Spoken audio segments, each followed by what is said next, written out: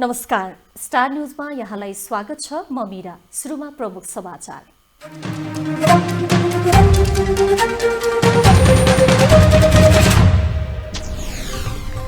कांग्रेस प्रदेश संसदीय दलका नेता उद्धव थापा पुनः कोष्ठीको मुख्यमन्त्रीमा नियुक्त। 30 दिनभित्र विश्वासको मत लिनुपर्ने चुनौती। सत्ता र प्रतिपक्षको अडानले संसद बैठक बस्न सकेन। सुन तस्करी प्रकरणमा उच्चस्तरीय छानबिन समिति गठन गर्न नेताहरूको माग। प्रधान न्यायाधीशको नाम सिफारिस गर्न बसेको संवैधानिक परिषद बैठक निष्कर्षविहीन। बिहिबार बस्ने बैठकले टुङ्गो लगाउने। सरकारले भारतसँग धान खरिद गरे चामल प्रतिबन्धको असर नपर्ने व्यवसायको तर्क। तत्काल 10 लाख टन खरिद गर्न सुझाव। र महिला टी20 विश्वकपको एसिया छनौट क्याम्पका लागि 24 खेलाडी छानिए। खेल अगस्त 28 देखि सेप्टेम्बर 6 सम्म मलेसियामा हुने।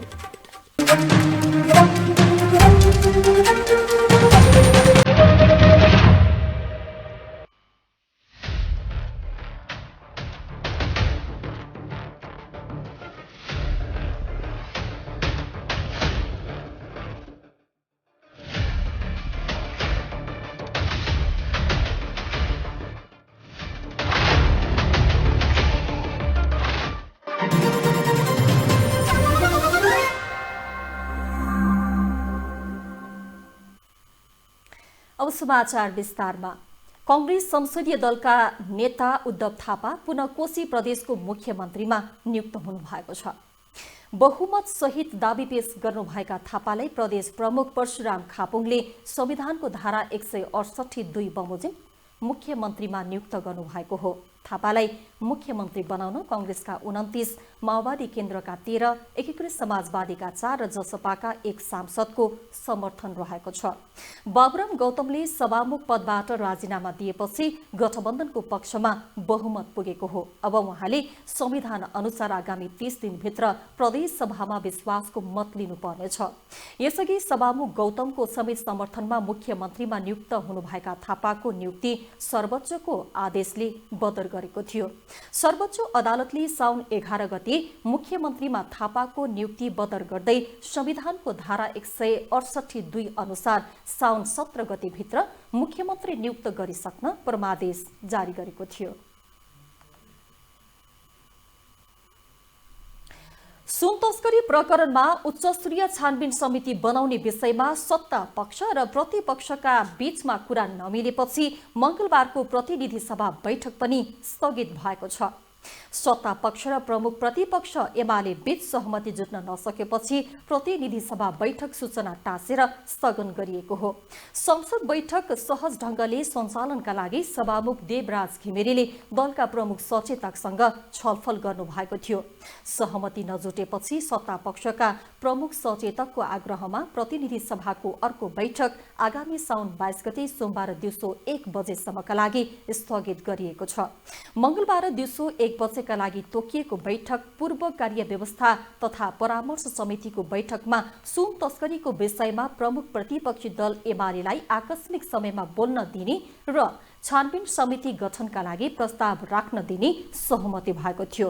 तर बैठक सकिने बित्तिकै सत्ता पक्षका प्रमुख सचेतकले सहमति नजुटी बैठक राख्न नहुने भन्दै सूचना टाँस गरेर स्थगित गर्न माग गरेपछि प्रमुख सचेतक र सभामुख बीच छलफल समेत भएको थियो। छलफलमा सहमति नभएपछि बैठक स्थगित गरिएको हो। यही साउन 2 गते तस्करीको सुन सिना मंगलमा राजस्व अनुसन्धान विभागले समातेको प्रकरणमा उच्चस्तरीय छानबिन बनाउन एमालेले माग गर्दै आएको छ। प्रमुख प्रतिपक्षी दल नेकपा एमालेका सचेतक महेश बर्तौलाले सुन तस्करी प्रकरणको छानबिन सहज बनाउन उच्चस्तरीय समिति गठन गर्न माग गर्नु भएको छ। मंगलबार संघीय संसद भवन परिसरमा सञ्चारकर्मीसँग कुरा गर्दै सचेतक बर्तौलाले सुन तस्करीमा माथिल्लो स्तरको संलग्नता रहेको संकेत पाएको बताउनुभयो। उहाँले उनीहरूलाई कार्यवाहीको दायरामा ल्याउन समिति गठनको अडान लिएको प्रश्न पार्नुभयो। सचेतक बर्तौलाले उच्चस्तरीय समितिले राजस्व अनुसन्धान विभागको छानबिन समितिसँगै मिलेर काम गर्ने बताउनुभयो। उच्च स्तरीय छानबिन समिति भयो भने त्यो काम गर्न अनि राज्यका अहिले तपाईले भनेको राजस्व अनुसन्धान विभागको कुरा होला प्रहरीका सिबिआई अन्य इकाइहरू होला यसलाई पनि सहयोग पुग्छ। सत्तारूढ नेपाली कांग्रेसका सांसद प्रदीप पौडेलले पनि पछिल्लो सुन तस्करी प्रकरण छानबिनका लागि छुट्टै छानबिन समिति गठन गर्न सरकारसँग माग गर्नुभयो। सांसद पौडेलले सरकारले प्राविधिक पक्षलाई समेत ख्याल गरेर पूर्व न्यायाधीशको नेतृत्वमा समिति गठन गरी निष्पक्ष रूपमा छानबिन गर्नुपर्ने उहाँको भनाइ छ। बनाइनुपर्छ। छानबिन समिति बनाउँदा त्यो टेक्निकल पार्ट त्यसको प्राविधिक पक्ष बुझेका मान्छेहरू पनि राखेर छानबिन समिति बनाइनुपर्छ। छानबिन समिति निष्पक्ष हुनुपर्छ। सांसद पौडेलले सुन प्रकरणमा छानबिनको विषयलाई सरकारले गम्भीरतापूर्वक नलिएको आरोप समेत लगाउनुभयो। प्रधान न्यायाधीशको नाम सिफारिस गर्नेबारे छलफलका लागि बसेको संवैधानिक परिषदको बैठक निष्कर्षविहीन भएको छ। प्रधानमन्त्रीको कार्यालय सिंहदरबारमा मंगलबार अपराह्न बसेको बैठक बिना निष्कर्ष टुंगिएको हो। अर्को बैठक साउन 18 गते 5 बजे बस्ने राष्ट्रिय सभा अध्यक्ष गणेश प्रसाद तिमल्सनाले जानकारी दिनुभयो। आगामी बैठकमा प्रधान न्यायाधीश सहित अन्य संवैधानिक पदमा नियुक्तिबारे छलफल हुने उहाँले बताउनुभयो। प्रधान न्यायाधीश हरिकृष्ण कार्कीको कार्यकाल सकिन 4 दिन मात्रै बाँकी रहेको छ। उहाँको कार्यकाल सकिनु 1 महिना अघि नै नयाँ प्रधान न्यायाधीश सिफारिस गर्नुपर्नेमा अहिलेसम्म हुन सकेको छैन। संविधानको धारा 129 मा सर्वोच्च अदालतको न्यायाधीश पदमा कम्तीमा 3 वर्ष काम गरेको व्यक्ति प्रधान न्यायाधीशको पदमा नियुक्त हुन योग्य हुने व्यवस्था छ। हाल सर्वोच्च अदालतमा 3 वर्ष अवधि पार भएका 11 जना न्यायाधीश रहेका छन्। तर संवैधानिक परिषदले वरिष्ठतम न्यायाधीशलाई प्रधान न्यायाधीश नियुक्तिका लागि सिफारिस गर्दै आएको छ।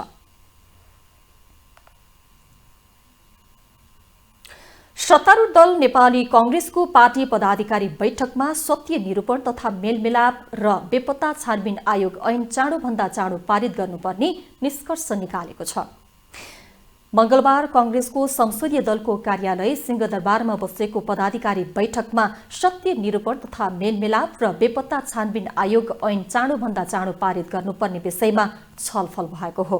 बैठकपछि संचारकर्मीसँग कुरा गर्दै कांग्रेस नेता मीन बहादुर विश्वकर्माले बृहत शान्ति सम्झौतापछि शान्ति प्रक्रियाका टुंग्याउन बाँकी रहेका थुप्रै कार्यका बारेमा सत्य मेलमिलाप तथा छानबिन समितिको आयोगको ऐन अहिले संशोधनको अवस्थामा रहेकाले चाँडोभन्दा चाँडो पारित गर्ने बारेमा सम्बन्धित समितिमा रहेका सांसद र पदाधिकारीले छलफल भएको जानकारी दिनुभयो। सत्य मेलमिलाप बेपत्ता छानबिन आयोगको ऐन चाहिँ अहिले संशोधनको अवस्थामा छ। त्यसैले शान्ति प्रक्रियाका बाँकी काम टुंग्याउनलाई त्यो ऐन यथाशीघ्र संसदबाट पारित गर्नुपर्ने जरुरी छ। यदि विश्वकर्माले संसदमा भइरहेको अवरोधको विवादित विषयमा सरकारले प्रश्न उठाएपछि प्रश्नाउनु पर्ने बताउनुभयो। नेकपा एकीकृत समाजवादी पार्टीका अध्यक्ष माधव कुमार नेपालले नेतृत्वकर्तालाई इमानदारीता मात्र देशले सफलता प्राप्त गर्ने बताउनु भएको छ। काठमाडौँमा मंगलबार आयोजित कार्यक्रममा अध्यक्ष नेपालले सबै नेता बन्नुपर्ने जति इमानदार बन्न नसकेको बताउनुभयो। उहाँले देश बनाउने भावना जागृत भए मात्रै देश विकास हुने बताउनुभयो। आफूलाई केन्द्रबिन्दुमा राखेर अघि बढ्न खोज्दा देशको विकास नभएको उहाँको भनाइ छ। र मेहनती भयो भने, अध्ययनशील भयो भने जस्तो सुकै क्षेत्रमा पनि सफल हुन सकिन्छ। अल्छी मान्छेले केही गर्न सक्दैन। त्यसैले अल्छी बन्न हुँदैन। अध्यक्ष नेपालले संविधानमा थुप्रै अधिकार दिए पनि लागू हुने कुरामा कमी देखिएको जिकिर गर्नुभयो। राष्ट्रिय प्रजातन्त्र पार्टी नेपालका अध्यक्ष कमल थापाले प्रधानमन्त्री र गृहमन्त्री ठूला भ्रष्टाचारका काण्डमा संलग्न रहेको आरोप लगाउनु भएको छ। मंगलबार काठमाडौँमा आयोजित राप्रपा नेपाल र संयुक्त राष्ट्रिय जनमोर्चाको एकता घोषणा सभामा अध्यक्ष थापाले देशका भ्रष्टाचार काण्डमा प्रधानमन्त्री र गृहमन्त्रीकै संलग्नता रहेको बताउनु भएको हो। उहाँले भ्रष्टाचारमा सिंहको राज्य संयन्त्र नै संलग्न रहेको आरोप लगाउनु भयो। अर्कोतर्फ भ्रष्टाचार तीव्र र व्यापक रूपले बढिराखेको छ। यही केही महिना यता मात्रैका केही काण्डहरू हेरौँ भने कहाली लाग्छ। चाहे त्यो भुटानी शरणार्थी काण्ड होस्, चाहे ललिता निवासको जग्गा कब्जाको काण्ड होस् वा सुन तस्करीको कुरा हो। फरक प्रसंगमा अध्यक्ष थापाले पार्टीभित्र देखिएको विसंगतिलाई समाधान खोज्ने प्रयास असफल भएपछि आफूले राप्रपा छोडेको बताउनुभयो। उहाँले आफ्ना मान्यतामाथि आक्रमण भइरहँदा मुख दर्शक भएर बस्न हुन्न भन्ने अठोटका साथ अलगिएको जानकारी दिनुभयो।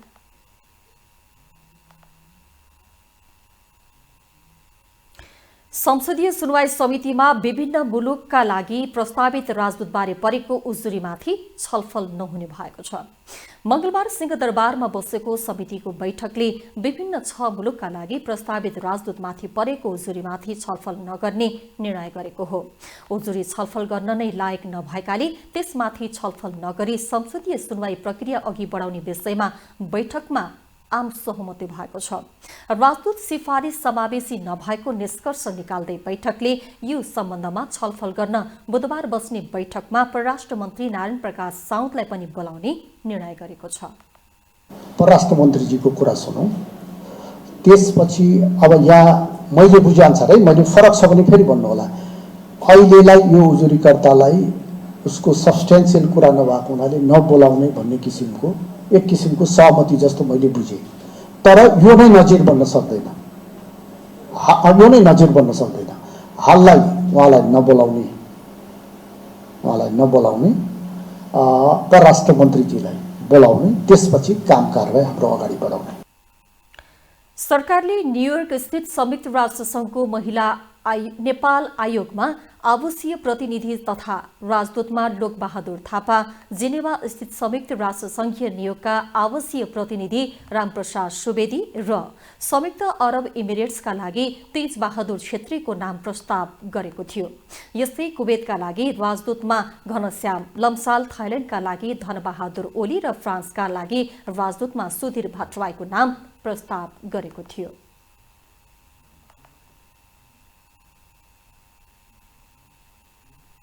अब केही बेर विश्राम।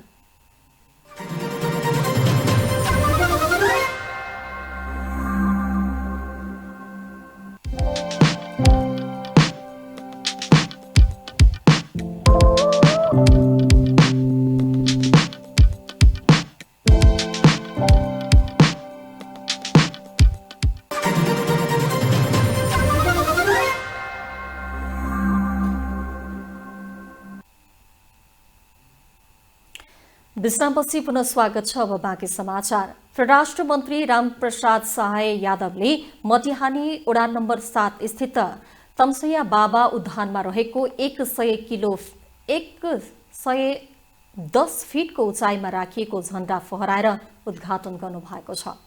मंगलबार महोत्तरीको मटहानी पुगेका उपराष्ट्रपति यादवले तस्मैया बाबा उद्यानमा रहेको 110 फिटको उचाइमा राखिएको झण्डा फहराएर उद्घाटन गर्नुभएको हो। झण्डा उद्घाटन तथा नागरिक अभिनन्दन कार्यक्रममा उपराष्ट्रपति यादवले सीमावर्ती क्षेत्रमा पर्ने मटिहानीमा राष्ट्रध्वजा स्थापना गरी यहाँका जनताले राष्ट्रप्रति उच्च अपनत्व देखाएको बताउनुभयो।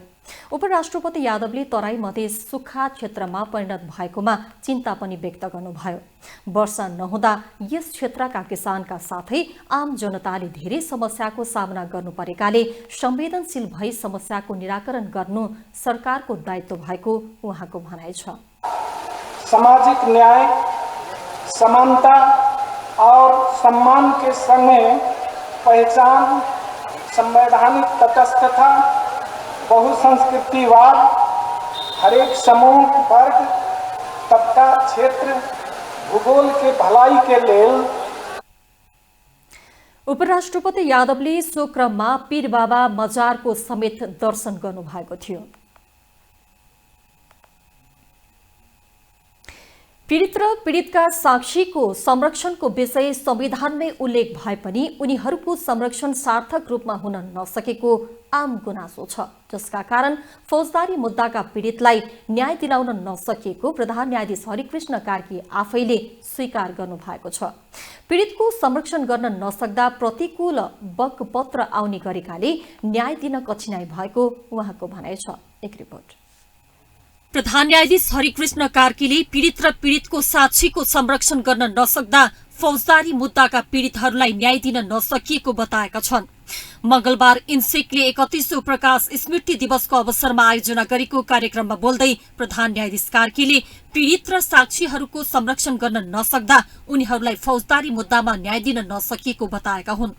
पीडित र पीडितका साक्षीको संरक्षणको विषय संविधानमा नै उल्लेख भएको भए पनि उनीहरूको संरक्षण सार्थक रूपमा हुन नसकेको उनको आरोप छ। पीडितको संरक्षण गर्न नसक्दा प्रतिकूल बकपत्र आउने गरेकाले न्याय दिन कठिनाई भएको उनको भनाइ छ। फौजदारी न्याय प्रशासनमा सबभन्दा ठूलो चुनौती अहिले हामीले संविधानमा पीडितको न्यायको हक पनि राखेका छौँ, पीडितलाई न्याय दिने हक पनि राखेका छौँ र पीडितको न्यायको हकभित्र पीडितको संरक्षण पनि पर्दछ, पीडितका साक्षीहरूको संरक्षण पनि पर्दछ। तर वास्तवमा व्यावहारिक रूपमा हामीले कानुन पनि ल्याएका छौँ। कार्कीले सार्वजनिक सरोकारका विषयहरू अदालतमा लैजाने संविधानको व्यवस्था अनुरूप सो विषयहरू अदालतमा पुगिरहे पनि त्यसको दुरूपयोग हुन थालेको बताए।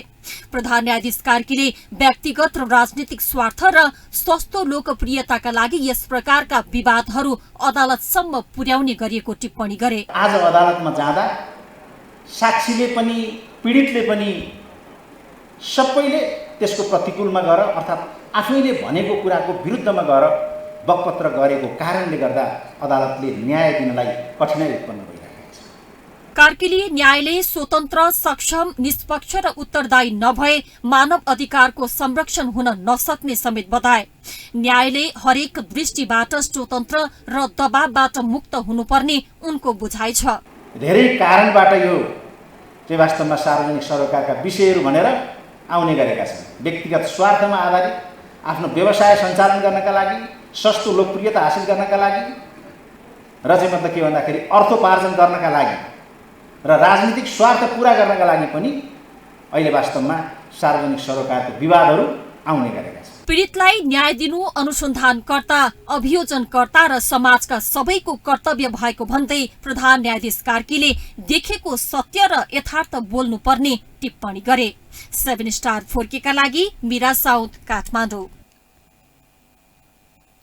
भौतिक पूर्वाधार तथा यातायात मन्त्री प्रकाश ज्वालाले आफ्नो मन्त्रालय एक्लैले काठमाडौँमा वर्षातका कारण हुने विपद व्यवस्थापन गर्न नसक्ने बताउनु भएको छ। मंगलबार संघीय संसद प्रतिनिधि सभा अन्तर्गतको पूर्वाधार विकास समितिको बैठकमा मन्त्री ज्वालाले समस्या समाधानका लागि सम्बन्धित मन्त्रालयबीच छलफल गरेर मात्रै अघि बढ्ने बताउनु भएको हो। बैठकमा सांसदले गत साउन 7 गते सभामुखी सामाखुसी खोलामा बाढीमा परि बालक बेपत्ता भएको घटनाबाट पाठ सिकेर घटना हुन नदिने गरी ढलसहितका आवश्यक व्यवस्था मिलाउन सरकारसँग माग गरेका थिए। जवाबमा मन्त्री ज्वालाले 5-6 वटा निकाय बीचको सहकार्यले मात्रै समाधान निस्किने बताउनुभयो। यो बर्खामा बाटोघाटो बन्द नहोस् र क्षति नहोस्, मानवीय र अन्य क्षति नहोस् भन्ने कुरामा हामी सचेत छौँ। अब यो जुन गम्भीर विषय चाहिँ यसमा चाहिँ मेरो सुझाव के छ भने अलि सम्बन्धित निकायहरू समेत बसेर चाहिँ एउटा साझा निष्कर्ष निकालौँ र जसले जे गर्नुपर्छ। अब हरेक कुरामा चाहिँ एउटैले मात्रै गर्ने खालको देखिँदैन के। मन्त्री ज्वालाले वर्षाका कारण पूर्वका विभिन्न जिल्लामा ठूलो जनधनको क्षति भएपछि मन्त्रालयले त्यसो हुन नदिन सक्दो प्रयास गरिरहेको दावी गर्नुभयो। मुगली नारायणगढ सडक खण्डमा देखिएको समस्या फेरि नबल्झिने गरी समाधान गरिएको उहाँको भनाइ छ।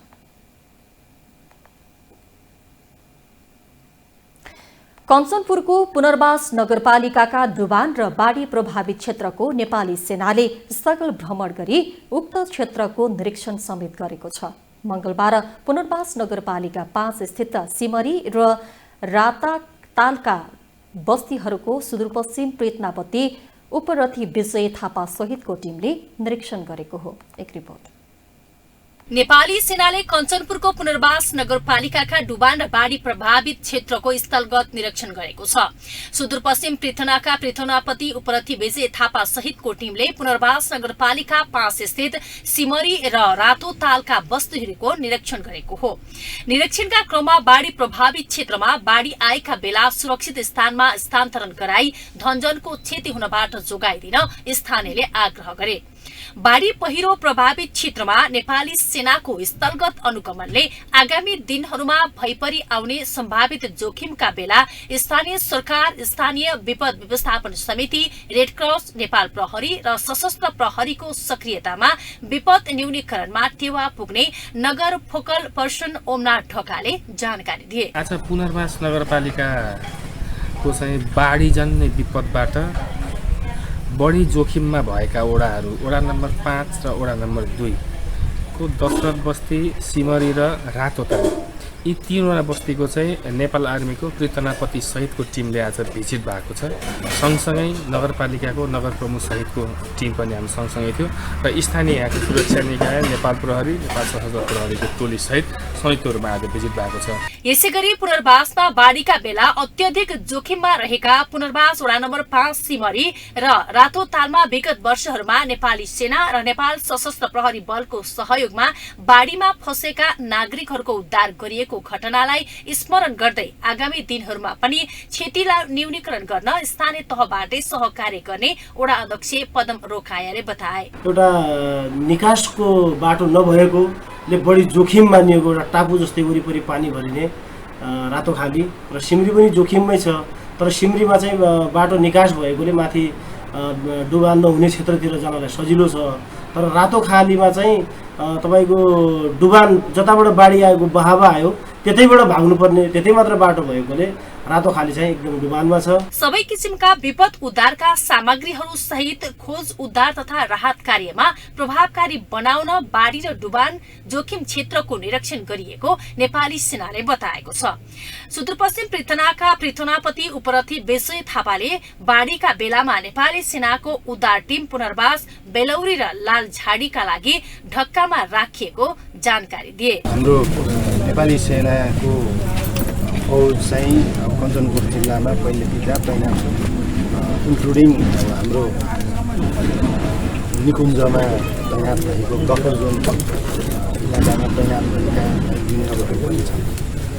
जिल्लाको विभिन्न स्थानहरूमा सम्भावित बाढी पहिरो प्रभावित क्षेत्रको जनजीवनलाई सामान्य अवस्थामा ल्याउनका लागि नेपाली सेनाको स्थलगत निरीक्षण कार्य एकदमै सराहनीय रहेको नगर प्रमुख तोया प्रसाद शर्माले बताएका छन्। अविरल वर्षा भई देशका विभिन्न स्थानमा गएको बाढी तथा पहिरोका कारण उत्पन्न विपद उद्धारका लागि नेपाली सेनाको उद्धार टोली बाढी तथा पहिरो प्रभावित क्षेत्रमा परिचालन भई राहत तथा उद्धार कार्य निरन्तर रूपमा सञ्चालन गरिरहेको र आगामी दिनमा पनि सहकार्य गरेर अघि बढ्ने जानकारी दिए। बाढी प्रभावित क्षेत्रको त रातोखालीमा उहाँले सुरक्षित घर त उसको लागि सेफ हाउस बढाउने कुराहरूमा पनि हामी पनि मद्दत गर्छौँ भन्दै हुनुहुन्छ। नगरपालिका र उहाँहरूको मद्दतले त्यो सेफ हाउस पनि बनाउँछ। पृथनापति थापा सहितको टिम निरीक्षणका लागि पुनर्वास, बेलौरी, लालझाडी हुँदै दोधार चाँदनीसम्म पुगेको छ। निरीक्षणका क्रममा प्रदेशसभा सदस्य माननीय वीरबहादुर थापा, पुनर्वास नगरपालिकाका नगर प्रमुख तोया प्रसाद शर्मा, पुनर्वास नगरपालिका 1, 2, 5 का वडाध्यक्ष लगायत रेड क्रस प्रतिनिधि, नेपाल प्रहरी र सशस्त्र प्रहरी सहभागी थिए। 7 स्टार 4K का लागि कञ्चनपुरबाट किशोर तामाङको रिपोर्ट। पछिल्लो समय देशभर महामारीका रूपमा फैलिएको गाई भैँसीमा देखिने लम्पी स्किन नामक रोगले किसानहरू चपेटामा परेका छन्। सबैभन्दा बढी पहाडी जिल्लामा यो रोगको संक्रमण दर उच्च रहेको छ। त्यसमध्ये सुदूरपश्चिमको डडेलधुरा जिल्ला पनि एक हो, जहाँ 7 पालिकाका करिब 26,400 पशु यो रोगबाट प्रभावित बनेका छन्। एक रिपोर्ट। लम्पी स्किन रोगका कारण देशका अन्य स्थानमा जस्तै सुदूरपश्चिमका किसानहरू पनि मर्कामा परेका छन्। यस रोगले डडेलधुरा जिल्लाका 7 पालिकाका 26,376 पशुहरू यो रोगबाट प्रभावित भएका छन्। रोगले महामारीको रूप सुरुमा बागेश्वर गाउँपालिकाको वडा नम्बर 3 राडिलमा पहिलो पटक देखा परेको थियो। पछि रोगले महामारीको रूप लिँदै आलिता, पशुराम, अमरगढीमा देखा परेका र 7 पालिकाका पशुहरू यो रोगबाट प्रभावित भएका थिए। लम्पी रोगका कारण किसान लाखौंको क्षति, प्राङ्गारिक मलको अभाव देखिने भेटेरिनरी अस्पताल तथा पशु सेवा विज्ञ प्रमुख देवराज भट्टले जानकारी दिए। रोग नियन्त्रणका लागि सक्दो प्रयास गरेको उनको भनाइ छ। यो लम्पी स्किन रोग पहिलो पटक 2079 साल असौज महिनामा भागेश्वर गाउँपालिकाको वार्ड नम्बर 3 को राडिलमा एउटा पशुमा शरीरमा गिर्खा लम्पहरू नोडुलहरू निस्किएर त्यो रोग हामीले पशुपन्छी रोग नियन्त्रण प्रयोगशाला धनगढीको। त्यस्तै लम्पी रोगकै कारण बढी मारमा गोरुहरू रहेको जिल्ला प्रमुख रामचन्द्र भट्टले बताएका छन्। लम्पी स्किन रोग रोपाईकै समयमा बढी देखिएकाले किसानहरूले हाते ट्र्याक्टर वा अरूसँगै गोरु भाडामा लिनुपर्दा लागत बढेको उनले बताए। रोगका कारण प्रारम्भिक मलको अभाव देखिने सम्भावना रहेको छ। यस रोग नियन्त्रणका लागि सबैले ध्यान दिनु जरुरी रहेको प्रजिय रामचन्द्र भट्टले बताएका छन्। जोत्ने गोरुको कारणले किसानहरूलाई चाहिँ खेती गर्न, रोपाई गर्न असजिलो भएको अवस्था र रोपाईकै सिजनमा व्यापक रूपमा हल गोरुहरू मरेको अवस्थाले रोपाई गर्न ढिला भएको अथवा उत्पादन यो खर्चमा चाहिँ वृद्धि भएको, भाडामा लिनुपर्ने अवस्था देखियो। यता किसान पनि यो रोगले गर्दा समयमा नै रोपाई गर्न नपाएकोमा चिन्तित देखिन्छन्। यो समयमा वर्षाभरि खाने अन्न लगाउनु पर्ने समयमा भित्रिएको रोगले भोकमारी नै भोग्नुपर्ने हो कि भन्ने चिन्ता बढेको स्थानीय प्रेम सिंह बुढाएर बताउँछन्। किसान दिने गोरुहरूकै मरिया र तमरो चाहिँ कसैका चाहिँ गोरु मरिया त दुख्ने बन्द तमरो हल्का फुल्का धेरै त छैन हैन, पूर्वको जस्तो हामीलाई 40% जति भेट्छ। विशेष गरी पहाडी क्षेत्रमा खेतबारी जोत्न गोरुकै प्रयोग गरिन्छ, तर यो समयमा देखिएको रोगले किसानहरू चिन्तित बनेका छन्। प्रविधिबाट चल्ने ट्र्याक्टर किन्न किसानहरूको लागत नपुग्ने हुँदा थप समस्या पर्ने देखिन्छ। डडेलधुरामा रोग नियन्त्रण गर्नका लागि 7 पालिकामा रहेका 1,05,032 पशुमा खोप लगाउनु पर्ने पशु चिकित्सक बताउने गर्छन्। यो रोग नियन्त्रणका लागि डडेलधुरामा सहयोग दिनुपर्ने देखिन्छ। 7 स्टार फोकेका लागि डडेलधुराबाट दीपक राज भट्टको रिपोर्ट। अब आर्थिक समाचार।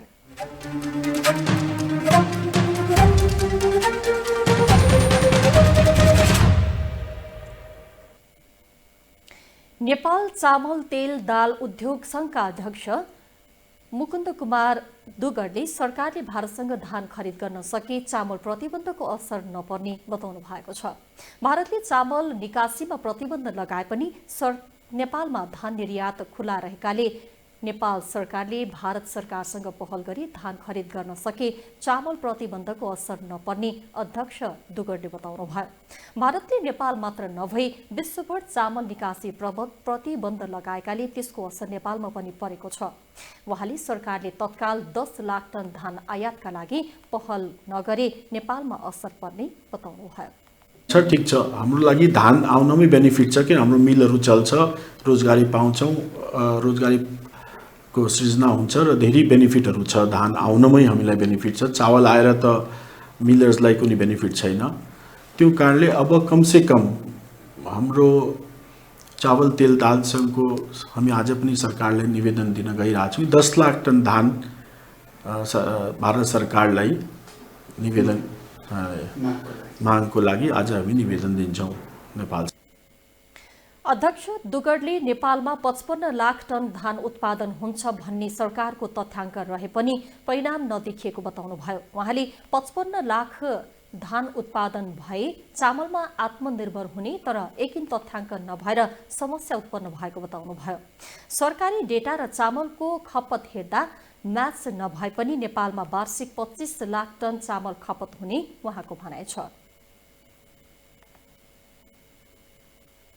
हरेक वर्ष खेती लगाउने सिजनमा नेपाली कृषकले मलको समस्या भोग्नु सामान्य जस्तै भएको छ। खेतीको सिजनमा मलको हाहाकार हुनु अब नौलो विषय भएन। मलको अभाव खेपिरहेका कृषकलाई सरकारले समयमा नै मल दिने र नेपालमै मल कारखाना खोल्ने आश्वासन पनि दिने गरेको छ। तर हालसम्म न समयमा मल आउँछ न कारखाना नै खुल्छ। खास गरी सरकारको कारखाना खोल्ने हतारोलाई सरकारवालाले भने विभिन्न तर्क पेश गर्दै रोक्ने गरेका छन्। एक रिपोर्ट। पछिल्लो समय आएर कृषकलाई मलको आपूर्ति कसरी गर्न सकिन्छ भन्ने विषयमा छलफल चलिरहेको छ।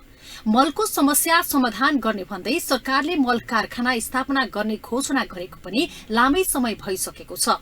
तर मल कारखाना स्थापना गर्ने विषयमा भने सरकारवालाहरूको भिन्न भिन्न मत देखिन्छ। अर्थ सचिव अर्जुन प्रसाद पोखरेलले नेपालमा कारखाना उपयुक्त हुने वा नहुने भन्ने राम्रोसँग अनुसन्धान नगरिकन हतारमा निर्णय गर्दा राज्यको लगानी जोखिममा पर्ने सम्भावना रहेको बताएका छन्। सचिव पोखरेलले जैविक, अर्गानिक र प्रारम्भिक मलको वैकल्पिक उत्पादन गरी त्यसमा किसानलाई प्रोत्साहन गर्ने गरी सरकार जान सक्नुपर्ने बताए। ती विधिहरू हामी यहाँ फिजिबल छन् कि छैन भने हेर्नु जरुरी छ। यदि त्यो हेरिएन र हामी हतारमा निर्णय गर्यौं भने राज्यको लगानी लाग्छ तर मल उत्पादन र आपूर्ति हुन सक्दैन। दोस्रो, त्यसो हो भने अहिलेको व्यवस्था के हो भन्दा अहिले हामीले गर्ने सप्लाई चेन मेन्टेनै हो।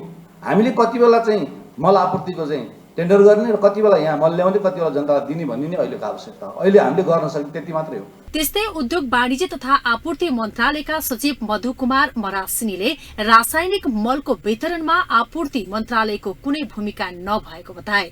उनले मल कारखाना स्थापना गर्ने जिम्मेवारी पनि उद्योग मन्त्रालयको नभएकोले गर्दै उद्योग मन्त्रालयले रासायनिक भन्दा पनि प्राङ्गारिक मलमा जोड दिने बताए। कृषि मन्त्रालयमा गर्छौं र कृषि मन्त्रालयमा रहेको समितिले नै कुन प्रदेशलाई कति कहाँ पठाउने भनेर त्यसले डिसिजन गर्छ। त्यसैले कृषि मलको डिस्ट्रिब्युसनमा उद्योग अथवा आपूर्ति मन्त्रालयको कुनै पनि रोल छैन। यसमा कन्फ्युजन हो। टु द डेट मैले आजको कुरा गरे, फेरि भोलि के होला, सरकारले के गर्ला त्यो छ। त्यसैगरी लगानी बोर्डका कार्यकारी निर्देशक सुशील भट्टले रासायनिक मल कारखाना स्थापनाका लागि लगानीकर्तालाई आह्वान गर्न बोर्डको क्षमता नपुगेको बताए। उनले मल कारखाना स्थापना गर्ने ज्ञान सिप निजी क्षेत्र र लगानीकर्तामा हुने बताउँदै रासायनिक मलको उत्पादन गर्ने कारखाना नेपालमा खोल्न सम्भव छ वा छैन भन्ने बारेमा अध्ययन गर्ने काम भइरहेको प्रश्न पारे। सार्वजनिक निजी साझेदारी निजी लगानी ऐन 2075 र नियमावली 2077ले निर्दिष्ट गरेको प्रावधान प्रक्रिया अनुरूप चाहिँ दुईटा ढोकाबाट इन्ट्रेस्टेड, पोटेन्शियल, क्यापेबल, सिरियस इन्भेस्टरले प्रस्ताव चाहिँ दिन सक्छ। रासायनिक मल किसानलाई समयमा दिने कुरा सरकारले भाषण दस्तावेज लेख्ने र निर्णय मात्रै गर्ने गरेको छ। आवश्यक समयमा नै किसानहरूलाई मल पुर्याउन नसक्ने अनि भाषण र निर्णय पत्र पत्रिकाहरूलाई समाचारका लागि मात्रै हुँदै आएको छ। अब समाचारका लागि भन्दा पनि किसानका लागि उपयुक्त हुने गरी मलको सहज रूपमा वितरण गर्न जरुरी छ र मल वितरण प्रणालीलाई पनि सरकारले व्यवस्थित गर्न आवश्यक छ। 7 स्टार फोकेका लागि न्यूज एजेन्सीको सहयोगमा अप्सरा गौतमको रिपोर्ट। निर्माण व्यवसायीहरूले निर्माण यन्त्र तिर्स्याएर प्रधानमन्त्री कार्यालय अगाडि विरोध प्रदर्शन गरेका छन्। मंगलबार प्रधानमन्त्रीको सरकारी निवास बालुवाटारमा भेला भई निर्माण व्यवसायीले डोजर र अन्य निर्माण यन्त्र सडकमा राखेर विरोध प्रदर्शन गरेका हुन्। कार्यक्रममा निर्माण व्यवसाय महासंघका अध्यक्ष रवि सिंहले निर्माण उद्योगमा भएका समस्यालाई चाँडो सम्बोधन गरी देश निर्माणका संवाहक निर्माण व्यवसायीलाई चाँडो काममा फर्काउने वातावरण सृजना गर्नुपर्ने बताउनुभयो। उहाँले सरकारले बनाएका योजना 4 खर्ब भन्दा बढी योजनाको सुनिश्चित भए पनि स्रोत नभएको दावी गर्नुभयो। उहाँले प्रधानमन्त्री पुष्पकमल दाहालले निर्माण व्यवसायलाई काममा फर्काउन ठोस कार्य योजना बनाई माग सम्बोधन गर्नुपर्ने बताउनुभयो। अब अन्तर्राष्ट्रिय समाचार।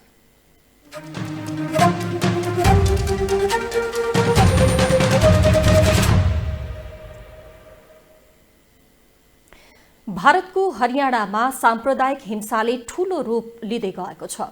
सोमबार मात्रै हरियाणाको नुहाको ब्रजमण्डल क्षेत्रको धार्मिक यात्राका क्रममा त्यहाँका 2 समुदाय बीच झडप हुँदा 3 जनाको मृत्यु भएको छ भने 11 प्रहरी सहित अन्य केही व्यक्ति घाइते भएका छन्। करिब 5000 मानिस सहभागी भएको उक्त यात्रामा मुस्लिम समुदायका युवाहरूले आक्रमण गरेसँगै माहौल अनियन्त्रित भई पूरै जिल्ला युद्ध मैदानमा परिणत भएको थियो। एक रिपोर्ट। भारतको राष्ट्रिय राजधानी दिल्लीबाट 1.5 घण्टा टाढा रहेको हरियाणाको गृह जिल्लामा साम्प्रदायिक हिंसा भएको छ। सोमबार दिउँसो नुहाको वज्रमण्डल क्षेत्रको जलाभिषेक यात्रामा सहभागी व्यक्तिमाथि मुस्लिम समुदायका 200 भन्दा बढी मानिसहरूले ढुङ्गा हानी आक्रमण गरेसँगै माहौल अनियन्त्रित भई पूरै जिल्ला युद्धको मैदानमा परिणत भएको थियो। 2 समूहबीच हिंसक झडप हुँदा बन्दुकसहित गोली हानाहान भएको थियो। हिंसामा 2 होमगार्ड सहित 3 जनाको मृत्यु भएको छ भने 11 प्रहरी सहित अन्य केही व्यक्ति गम्भीर घाइते भएका छन्। हिंसाग्रस्त नुहा जिल्लाको अवस्था अत्यन्तै तनावपूर्ण बनेको छ। लामो समयदेखि जातीय हिंसाका कारण चलिरहेको निहोमा आन्दोलनकारीले 6 घण्टासम्म हंगामा मचाउँदा करोडौंको सम्पत्ति नष्ट हुनका साथै 40 भन्दा बढी सवारी साधनमा आगजनी भएको थियो। हिन्दू संगठनले महिनौं अघि प्रशासनबाट अनुमति लिई निकालेको सोमबारको यात्रा निर्धारित समयमा भएको थियो, जसमा विभिन्न जिल्ला बजरंग दल, विश्व हिन्दू परिषद बिहिप र अन्य हिन्दू संगठनका मानिसहरू सहभागी भएका थिए। यात्रामा अधिकांश महिला सहित करिब 5000 मानिस थिए। यात्रामा प्रहरीको टोली पनि साथमा रहेको थियो। सोमबार दिउँसो यात्रा नुहा शहरको तिरंगा पार्क नजिक पुगेपछि त्यहाँ पहिलेदेखि नै उपस्थिति अन्य समुदायका मानिसले विरोध गर्न थाले। केही बेरमा वरपरका छानाबाट ढुङ्गामुढा हुन थाल्यो। त्यसपछि पुरै शहर हिंसाको आगोमा डुबेको थियो। हालका दिनहरूमा भारतका विभिन्न क्षेत्रबाट साम्प्रदायिक हिंसाका समाचारहरू आइरहेका छन्। यसअघि कर्नाटक सीमामा अवस्थित कोहलपुर अहमदनगरको संगमनेर शहर दंगाको सपेटामा परेको थियो। मे 13 मा अकुलमा पनि साम्प्रदायिक हिंसाको घटना बाहिर आएको थियो। इन्स्टाग्राममा पैगम्बर मोहम्मद विरुद्ध आपत्तिजनक पोस्ट गरेपछि यहाँ हिन्दू र मुस्लिम समुदाय बीच हिंसात्मक झडप हुँदा 1 जनाको मृत्यु र कयौं घाइते भएका थिए। यी सबै विवादका बीच एउटा अर्को महत्वपूर्ण घटना घट्यो जुन धेरै पछि परेको थियो। महाराष्ट्रको नान्देडमा आयोजित अम्बेडकर जयन्तीमा सहभागी हुन गएका 24 वर्षीय दलित युवालाई जुन 1 मा निशान बनाई हत्या गरिएको थियो। भारतमा साना ठूला साम्प्रदायिक घटना बारम्बार भइरहेका छन्। यस्ता घटना रोक्न प्रशासन लगातार असफल भइरहेको छ। 7 स्टार फुर्केका लागि एजेन्सीहरूको सहयोगमा सुस्मिता कार्कीको रिपोर्ट। अब पालो खेल समाचारको।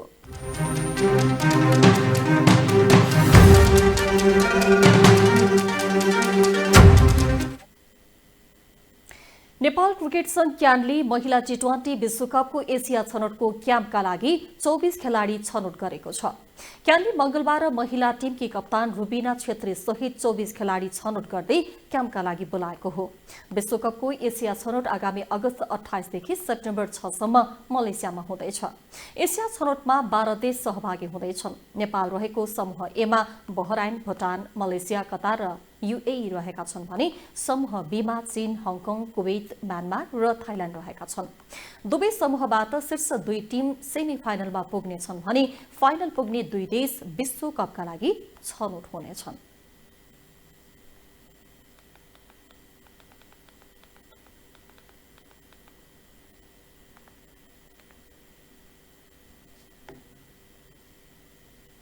यससँगै हामी स्टार न्यूजको अन्त्यतिर आइसकेका छौं। जाँदा जाँदै प्रमुख समाचार पुनः एकपटक।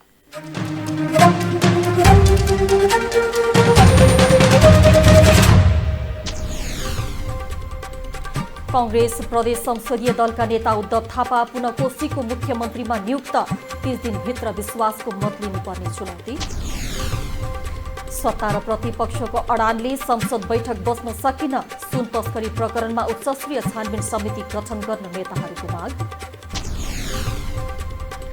प्रधान न्यायाधीशको नाम सिफारिस गर्न बसेको संवैधानिक परिषद बैठक निष्कर्षविहीन। बिहिबार बस्ने बैठकले टुङ्गो लगाउने। सरकारले भारतसँग धान खरिद गरे चामल प्रतिबन्धको असर नपर्ने व्यवसायको तर्क। तत्काल 10 लाख टन खरिद गर्न सुझाव। र महिला T20 विश्वकपको एसिया छनौट क्याम्पका लागि 24 खेलाडी छानिए। खेल अगस्त 28 देखि सेप्टेम्बर 6 सम्म मलेसियामा हुने।